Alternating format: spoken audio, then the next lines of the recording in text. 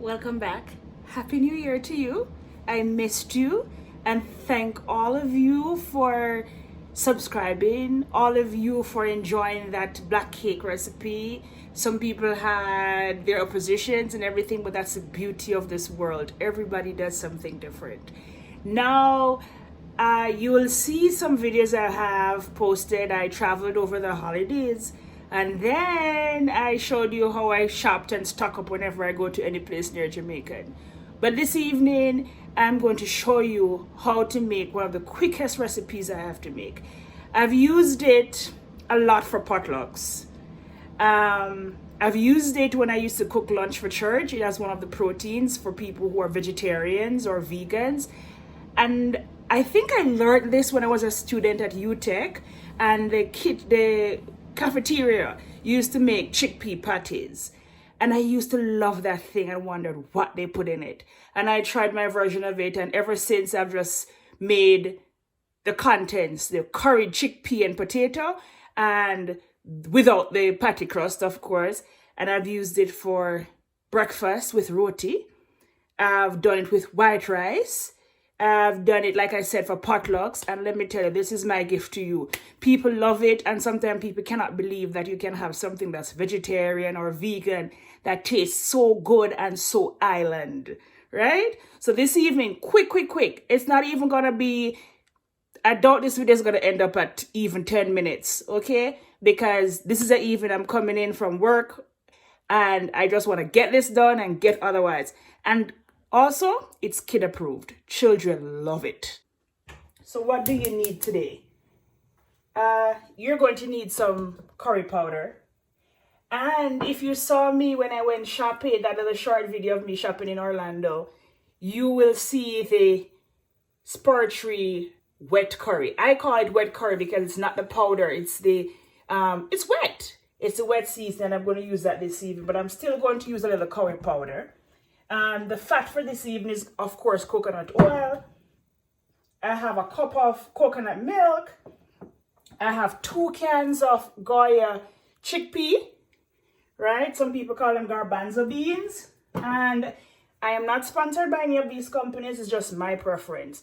Now you can use any type of chickpea you want. And if you prefer and you want to cook your garbanzo beans from scratch, that's fine. But when you're a working mom and you got to run, hello. All right, in here I have 2 small potatoes, Irish potatoes, cubed.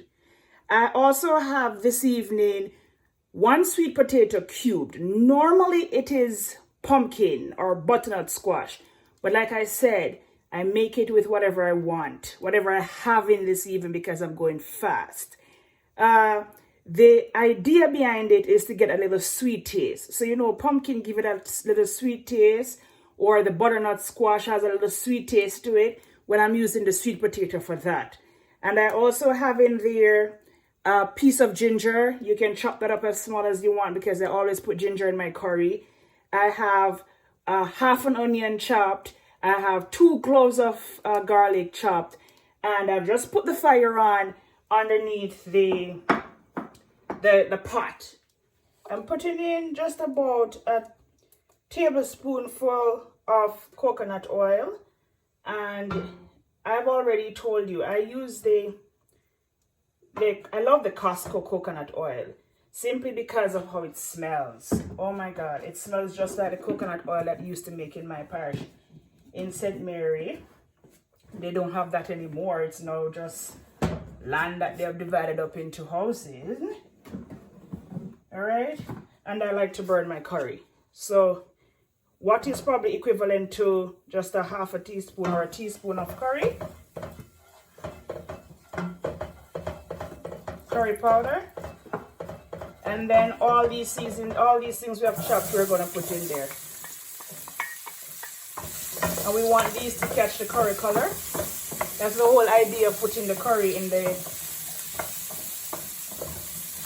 oil, so that the curry color can be rich. In the meantime, while these are, catching the color, drain your garbanzo beans and get ready to go. Guys, I've just added my garbanzo beans to the pot, and like everything else, I'm just turning them over so they can catch some of that curry color. Oh, this is beautiful. All right, fire on high, guys. What I'm going to add next is the good old the good new wet curry. All right, and guys, go crazy with this.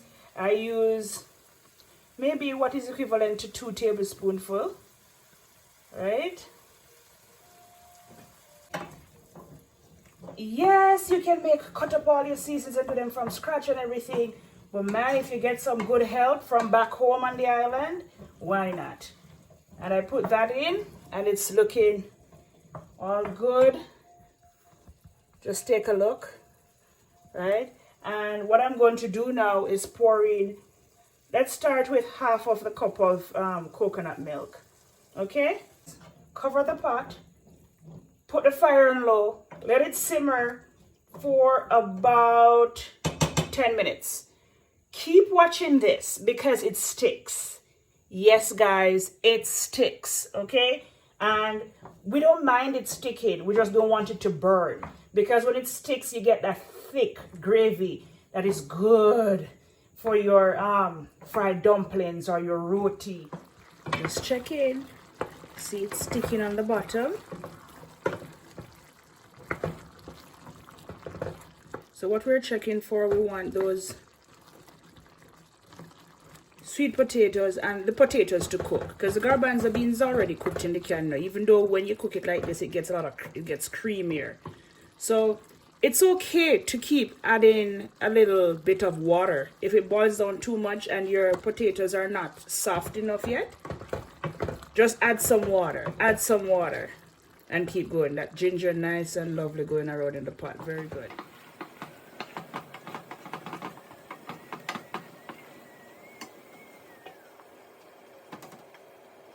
Those potatoes not quite as soft. So you see the importance of cubing those potatoes as small as you can, because the smaller they're cut, the quicker it cooks, right? Well, the white ones are almost there. Just testing. Some of the sweet ones, the yellow ones are there too. And that's what I just do. I just test it and see if the top, if I had a fork maybe, just see if it's soft enough. I'm going to add a little bit more water, and this is hot water. Keep it boiling, and I'm going to give it another 5 or so minutes. I think by that time all of these will be soft. These potatoes will be ready. Okay, now this is what we're talking about. Mine got a little away from me. I was doing something. But you see how it's nice and soft, and now if you put these to the side, they're like creamy. Yes. So this is done. This is a paste. It's ready. Okay, we're going to turn it off. My son loves it with fried dumplings or roti. And who says you can't eat vegetarian or vegan with a little bit of island life in it? A little bit of island spice. And it's the beginning of a new year, and sometimes, island food that we're used to, all the curried goat and the oxtail, might not be the best thing for us to eat every single day. Sometimes you just want a little variety, you want something a little healthier. Check it out. Curry is not only good for meat, it's also good for curried chickpea and potatoes.